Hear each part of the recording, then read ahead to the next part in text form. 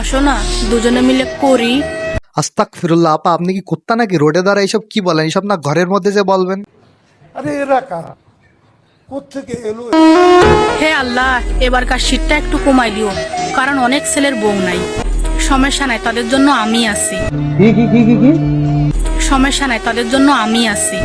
আপু আপনি কি সত্যি পারবেন হাজারো বাংলাদেশের সিঙ্গেল পোলাদের মনের ইচ্ছা পূরণ করতে? যাই হোক, এতদিনে শুনছিলাম পাবলিক টয়লেটের কথা, এখন আবার দেখছি নতুন আসে পাবলিক বউ। সঠিক বলেছেন। আরে মানে আমারও কেউ নাই।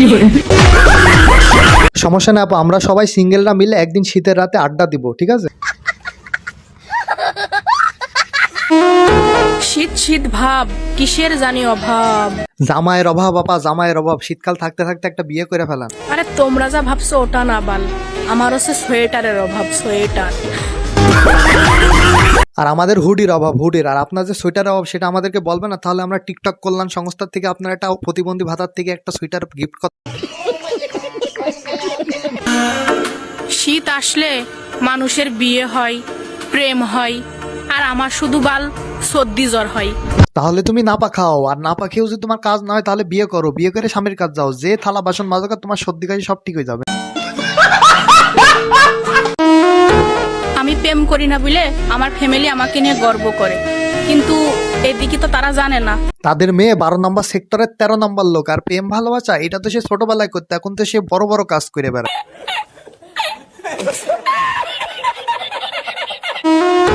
ভালোবাসার আর এক নাম হচ্ছে আটকেলা বাস, আর সেই বাস তুমি কয়বার খাইছো? দর্শকে তো তা জানতে চায়। যেটা জীবনে সবাই একবার হলেও খাই।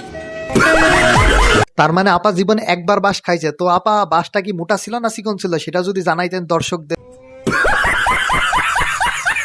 আজকের ভিডিওটি এই পর্যন্তই ছিল। যদি ভিডিওটি ভালো লেগে থাকে তাহলে ফেসবুক পেজটি ফলো করে দিবেন, আর কেউ যদি ভিডিওটি ইউটিউব থেকে দেখে থাকেন তাহলে ইউটিউব চ্যানেলটি সাবস্ক্রাইব করে দেবেন। ধন্যবাদ।